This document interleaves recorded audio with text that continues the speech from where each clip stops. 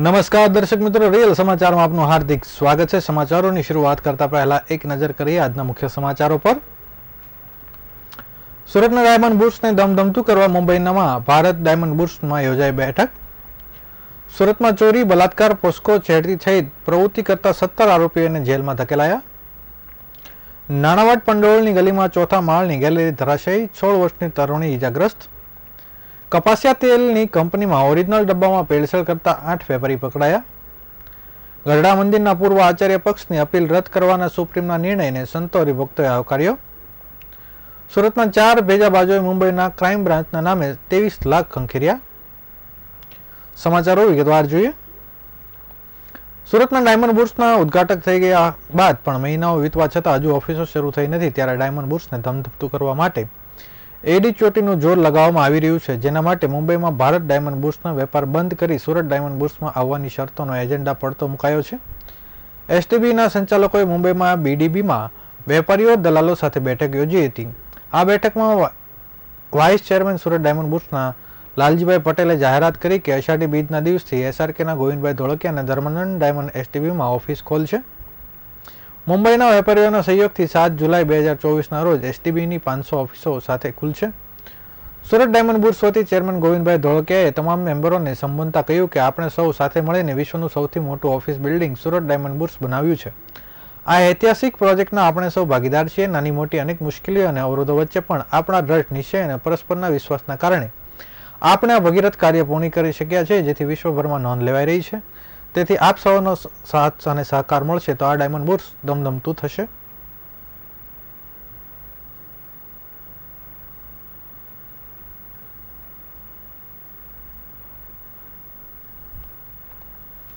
સુરતમાં આરોપીઓ સામે કડક કાર્યવાહી હાથ ધરવામાં આવી છે, જેમાં 17 આરોપીઓ વિરુદ્ધ પાસા અને ગુનાહિત માનસ ધરાવતા 25 આરોપીઓ વિરુદ્ધ તડીપારની કાર્યવાહી હાથ ધરવામાં આવી છે। સુરતમાં નવનિયુક્ત પોલીસ કમિશનર અનુપમસિંહ ગહેલોતે શહેરમાં કાયદો અને વ્યવસ્થા જળવાઈ રહે તે માટે કડક કાર્યવાહી હાથ ધરી છે। સુરત શહેરમાં બળજબરીપૂર્વકથી નાણાં કઢાવી લેવાના ગુના, વાહન ચોરી, મોબાઈલ ચોરી, ઘટસ્ફોટ ચોરી, માલામારી, બલાત્કાર, પોસ્કો, છેડતી ગુનાઓમાં પકડાયેલા અને પ્રોહિબિશનની પ્રવૃત્તિ કરતા પકડાયેલા કુલ 17 આરોપી વિરુદ્ધ પોલીસ કમિશનરે એક જ દિવસમાં પાસા હેઠળની કાર્યવાહી કરી છે। અલગ અલગ જેલોમાં મોકલી આપવામાં આવ્યો છે, જેમાં ગુનાહિત માનસ ધરાવતા કુલ 25 આરોપીઓને વિરુદ્ધ તડીપારની કાર્યવાહી પણ શરૂ કરવામાં આવી છે।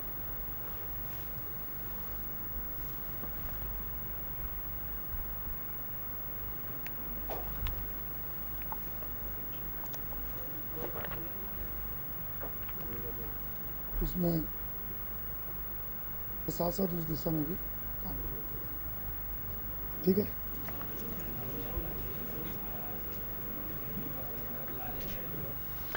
સુરતના નાણાવટ પંડોળની ગલીમાં ચોથા માળની ગેલેરી તૂટી પડી હતી। બિલ્ડિંગના ચોથા માળની ગેલેરી જર્જરિત થઈ જતા તૂટી પડી હતી।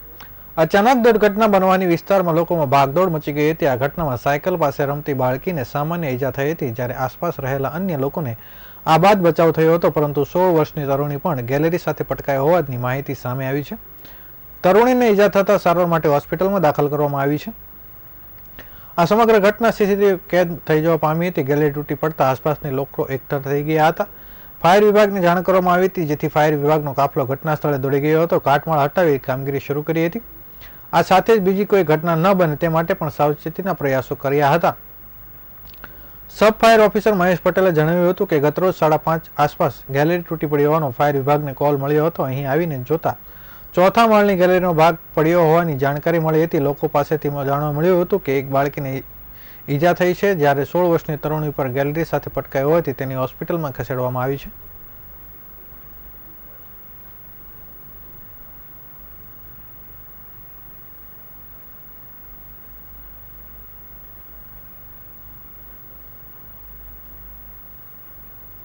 લિંબાયત પોલીસ તથા ઝોન 2 એલસીબી સ્ક્વોડ દ્વારા બાતમીના આધારે લિંબાયત વિસ્તારની અલગ અલગ 8 દુકાનોમાં દરોડા પાડી કાર્યવાહી કરવામાં આવી હતી।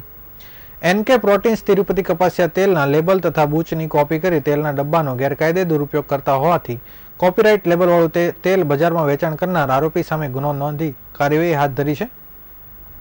ડીસીપી ભગીરથ ગઢવીએ લિંબાયતમાં કેટલાક વેપારીઓ નકલી તેલના ડબ્બાઓ વેચાણ કરતા હોવાની બાતમી મળી હતી। ડીસીપીએ આ અંગે લિંબાયત પોલીસ ઇન્સ્પેક્ટર એસબી ભટેરિયા તેમની ટીમ અને આ અંગે કાર્યવાહી સૂચના આપી હતી। છેતરપિંડી કરનાર વિરુદ્ધ કાર્યવાહી કરવા એનકે પ્રોટીન્સ પ્રાઇવેટ લિમિટેડના રૂપેશ વોરા, ઝોન 2ના એલસીબી સ્ક્વોડના પોલીસ સ્ટાફના માણસો તથા સર્વેલન્સ સ્ટાફના પીએસઆઈ જીવી દિહોરા તેમની ટીમ સાથે લિંબાયત વિસ્તારમાં તપાસ હાથ ધરી હતી.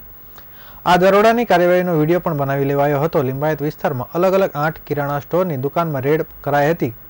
એનકે પ્રોટીન્સ તિરુપતિ કપાસિયા તેલના કુલ 54 ડબ્બા ઉપર લેબલ તથા બૂચની કોપી કરી નકલી લેબલવાળું તેલ બજારમાં વેચાણ થતું હોવાનો ખુલાસો થયો હતો. પોલીસે ગેરકાયદે ડુપ્લિકેટ માર્કાવાળા ભેળસેળિયા તેલ વેચાણ કરનાર વિરુદ્ધ કોપીરાઇટ એક્ટ મુજબ કાયદેસરની કાર્યવાહી હાથ ધરી છે.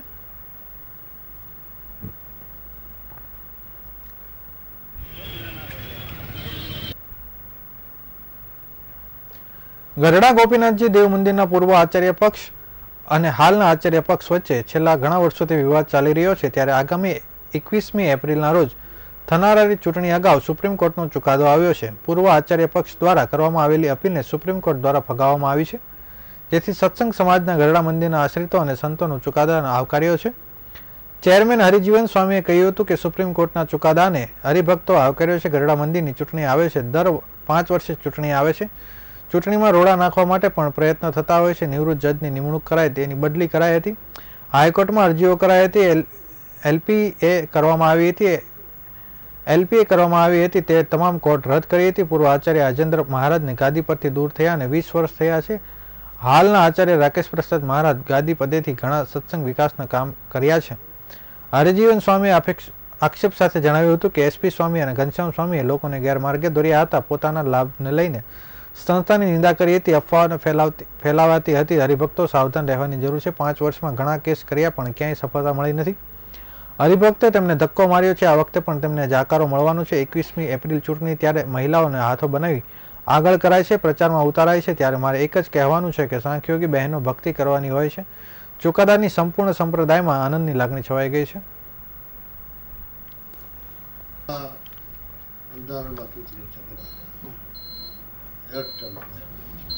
ભગવાન ત્યાં વર્ષો સુધી રહ્યા.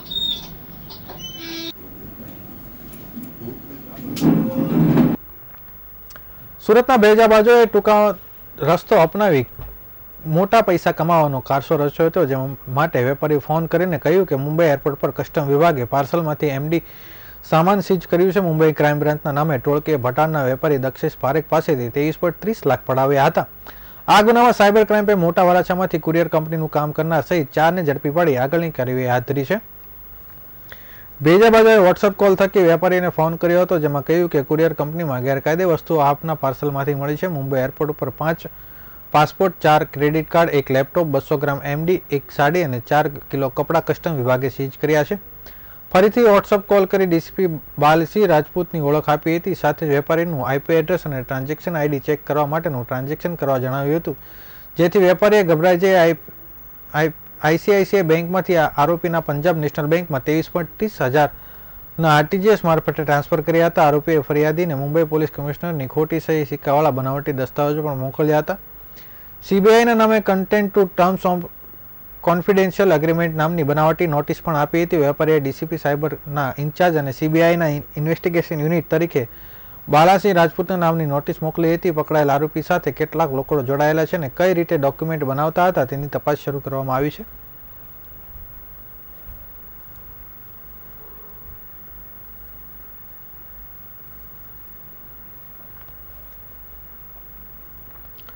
સુરતમાં કુરુક્ષેત્ર સ્મશાન ભૂમિ જીર્ણોદ્ધાર ટ્રસ્ટને અનોખું દાન મળ્યું છે. સમાજના નવી પ્રેરણા આપતું આ દાન હોવાનું સામે આવ્યું છે. મહિલાઓના ગ્રુપ દ્વારા લોકોને ઘરે ઘરે જઈને હનુમાન ચાલીસા પાઠ કરવામાં આવ્યા હતા. પાઠ દ્વારા જે દાન એકઠું થયું હતું તે સ્મશાન ભૂમિ ખાતે આવીને સમર્પિત કરવામાં આવ્યું હતું. કષ્ટભંજન મહિલા મંડળની રચના 11 માસ પહેલા થઈ હતી. આ મંડળની શરૂઆતથી બહેનો દ્વારા કરવામાં આવી હતી, જેઓ સમાજના દરેક ઘરે ઘરે જઈ હનુમાન ચાલીસાના પાઠ કરે છે. પાઠ થકી જે કંઈ પણ દાન આવે છે એ ભેગું કરવામાં આવતું હતું, જેની ભેગી થયેલી રકમ મહિલાઓ દાન કરવાનું વિચાર્યું હતું, જેમાંથી મહિલાએ 25,000નું દાન કર્યું છે. કષ્ટભંજન મહિલા મંડળ ચંદ્રિકાબેને કહ્યું કે અમારા મંડળની બહેનો દ્વારા જ્યાંથી આમંત્રણ આપવામાં આવે ત્યાં પાઠ કરવામાં આવે છે. જ્યાં અમે દાન કરવા અહીં આવ્યા ત્યારે સૌ પ્રથમ પાઠ કર્યો, બાદમાં સ્મશાન ભૂમિના ટ્રસ્ટોને ચેક અર્પણ કર્યો છે.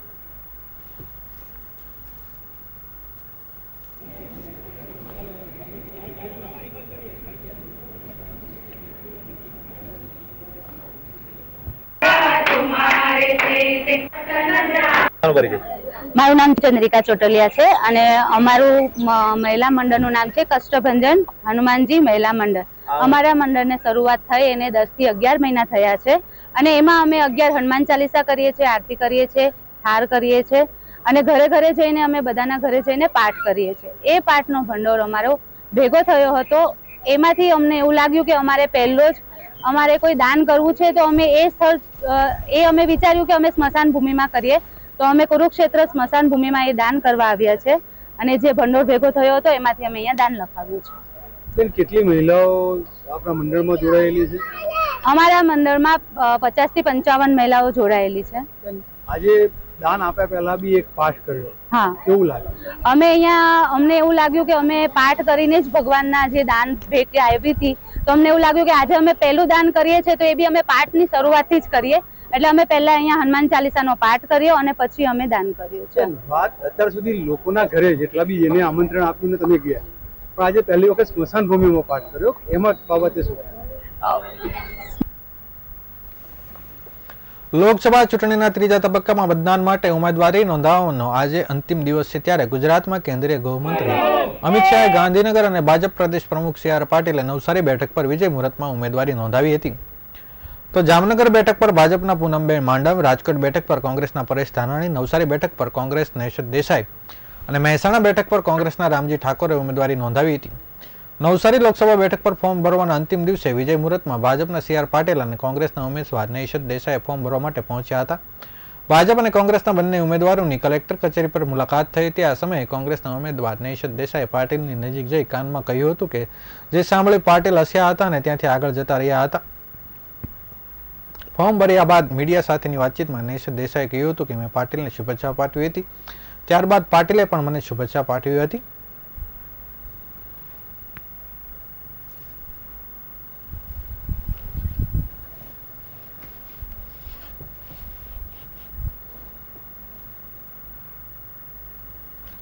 સુરત શહેરમાં અમરોલી વિસ્તારને જોડતા બ્રિજ નજીક આવેલ શ્રી લંકા વિજય હનુમાન આશ્રમ ખાતે હાલ શ્રી રામચરિત માનસ કથા જ્ઞાન યજ્ઞ ચાલી રહ્યો છે, જેમાં મોટી સંખ્યામાં લોકો ઉપસ્થિત રહી કથાનું રસપાન કરી રહ્યા છે.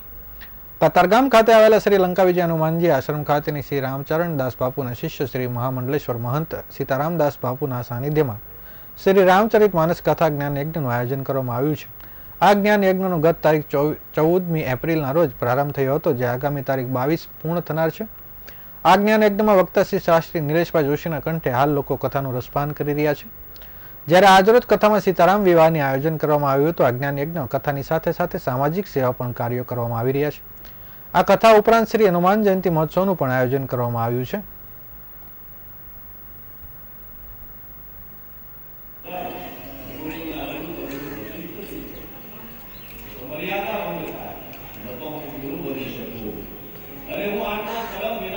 આજે અમે બંને દીકરાઓને આંબાવાડીમાં નહીં અમારા રાજમહેલમાં ઉતારો આપીએ છીએ. એટલે હે ગુરુજી તમે આટલી વાળી એ સમયે એવો મહેલ.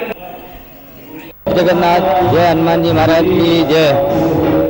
आज 14 तारीख की अपना रामचरित मानस ने ज्ञान यज्ञ लंका विजय हनुमान आश्रम में प्रारंभ કરવામાં આવેલો છે.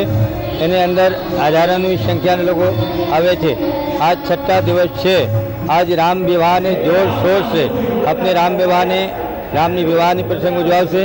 કેમ કે આ વર્ષ में ગઈ વર્ષ કરતાં ઘણા બધા અનેરો ઉત્સાહ છે. કેમ કે अपना 500 વર્ષો बाद राम जी अपने निज मंदिर में बैठा थे. अपना देश ने लोक लाड़ीला नेता नरेंद्र भाई मोदी सभी को मकान दिया है कि सबको घर, लेकिन उन्होंने तो घर भगवान को दी. घर जहाँ टेंट में थे उन्होंने टेंट में बढ़िया सा मंदिर बना दिया. संसारियों के लिए भी मकान दिया, भगवान को भी मंदिर दिया. ऐसे प्रधानमंत्री जी को भूरी भूरी प्रशंसा करता हूँ. नवरात्रि के अंदर प्रसंग भी गया. साथ ही हनुमान जयंती के अंदर लंका विजय आश्रम में 8 से 10 हज़ार पब्लिक ने रसोड़ा રાખવામાં આવેલો છે. सवारे हनुमान जी ने गाजते वाजते आरती करशो. राम जी ने अनंत भक्त अजर अमर गुण हो, जो हनुमान जी को आशीर्वाद मिला है.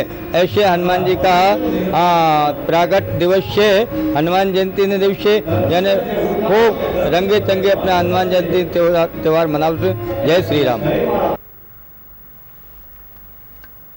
અમરોલી વિસ્તારમાં આવેલ જોધલપીર મંદિર ખાતે શ્રી જોધલપીર ભગવાનની 40મી સાલગીરી મહોત્સવનું આયોજન કરવામાં આવ્યું હતું, જે અંતર્ગત મહાઆરતીથી લઈ લોક ડાયરો અને સંતવાણી સહિતના આયોજન કરવામાં આવ્યા હતા, જેમાં મોટી સંખ્યામાં લોકોએ હાજર રહી ભગવાનના આશીર્વાદ મેળવવાનો લાભ લીધો હતો. અમરોલી વિસ્તારમાં આવેલ જોધલપીર મંદિર ખાતે શ્રી જોધલપીર ભગવાનની 40મી સાલગીરી મહોત્સવની ઉજવણી કરવામાં આવી હતી, જે અંતર્ગત ગુરુવારના રોજ મહામૃત્યુંજય હવન યજ્ઞ, મહાઆરતી, મહાપ્રસાદી ભંડારા તેમજ સાંજના સમયે લોક ડાયરા સંતવાણીનું પણ આયોજન કરવામાં આવ્યું હતું, જ્યાં મહાઆરતી અને મહાપ્રસાદીમાં મોટી સંખ્યામાં લોકોએ ભાગ લીધો હતો.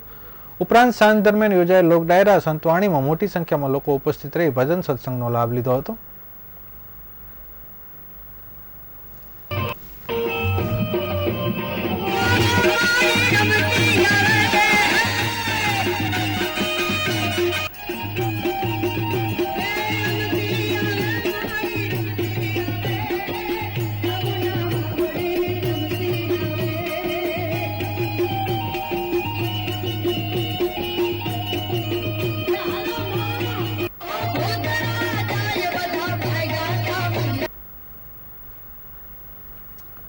સુરતમાં અવારનવાર ચોરીના બનાવો બનતા હોય છે, ત્યારે ઘડફોડ ચોરી કરવાના મધ્યપ્રદેશના ખારગોહની ટોળકી કુખ્યાત છે. આ ટોળકીના 2 ઈસમો રાજકોટના ગાંધીગ્રામ ખાતે ચોરી કરીને પરત આવી રહ્યા હતા, ત્યારે ઊંટ પાટિયા પાસેથી બંને આરોપીને ઝડપી લેવામાં આવ્યા હતા. આરોપીઓ પાસેથી 10 લાખનો મુદ્દામાલ પણ મળી આવ્યો હતો. પોલીસે મધ્યપ્રદેશના ખારગોહના આંતરરાજ્ય ટોળકીના 2 રીઢા ચોરને ઝડપી પાડવામાં સફળતા મેળવી છે. આરોપી મોહમ્મદ શકીલ કુરેશી અને નરસિંહ રવજી ખણગરની ધરપકડ કરવામાં આવી છે. આરોપીઓ પાસેથી સોના ચાંદી સહિતના ઘરફોડ ચોરીના કુલ ₹10 લાખથી વધુનો મુદ્દામાલ જપ્ત કરવામાં આવ્યો છે. બંને આરોપી વિરુદ્ધ જામનગર, સુરત, રાજકોટ, મહારાષ્ટ્ર, મધ્યપ્રદેશ, દેવભૂમિ દ્વારકામાં પણ ગુના નોંધાવવામાં આવ્યા છે. પોલીસે કહ્યું કે નાસ્તા પડતા આરોપીની યાદી બનાવવામાં આવી હતી, જે અંતર્ગત આરોપી વોચ ગોઠવીને ઝડપી પાડવાની તજવીજ હાથ ધરવામાં આવી છે. બંને આરોપીઓ 8થી વધુ ગુનામાં ઝડપી પાડવામાં આવ્યો છે. આરોપી બગીચામાં કે ચોરીના સ્થળ પર આસપાસ નાનું મોટું કામ કરતા હોય છે, બાદમાં રેકી કરી ગુનાને અંજામ આપતા હોય છે.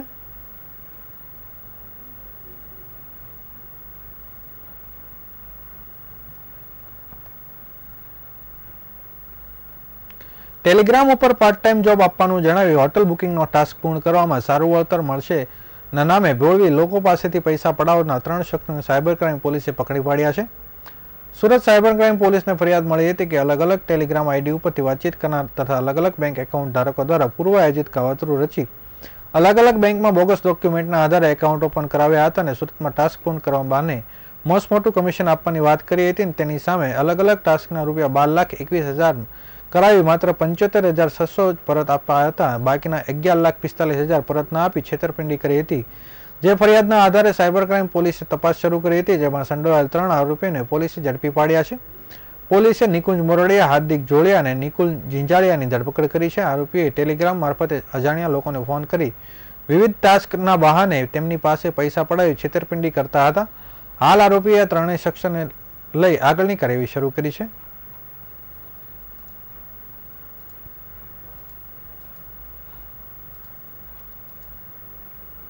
સાયબર ક્રાઇમ પોલીસ સ્ટેશનમાં નોંધાયેલ ગુનાઓની અંદર આરોપીઓને પકડી પાડવા માટે તથા સુરત શહેરની પ્રજાનું સાયબર ક્રાઇમથી રક્ષણ થાય તે માટે ગુનેગારોને શોધી કાઢવા માટે સૂચના આપવામાં આવે. તે અંતર્ગત ગત વર્ષ 2023માં સાયબર ક્રાઇમ પોલીસ સ્ટેશનમાં નોંધાયેલી FIR નંબર 83/2023ની અંદર જે ગુનો અનડિટેક્ટ હતો, સદર ગુનામાં ફરિયાદીને હોટલ બુકિંગના અલગ અલગ ટાસ્ક આપી ફરિયાદીને શરૂઆતમાં કમિશન આપી અને ત્યારબાદ પૈસા એની પાસે ભરાવડાવીને પછી પૈસા નહીં ઉપાડી દઈને આશરે 12,29,000 જેટલી મોટી રકમનું ફરિયાદીશ્રી સાથે ફ્રોડ કરવામાં આવેલું હતું.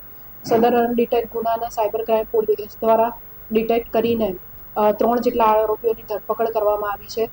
સદર ગુનાની અંદર મૂળ એકાઉન્ટ ધારક નિકુંજ દ્વારા 65,000ની જેટલી મોટી માતબર રકમ લઈને કરંટ એકાઉન્ટ આગળના આરોપીઓને ભાડે આપવામાં આવેલ છે અને દરેક આરોપીએ 65,000થી માંડી 20,000, 25,000 જેવી રકમ લઈ અકાઉન્ટ ભાડે આપી મેળાપીપણામાં ગુનો આચરીને આ ફ્રોડ કરેલ છે. હજુ આગળની કાર્યવાહી અને ઇન્વેસ્ટિગેશન ચાલુ છે.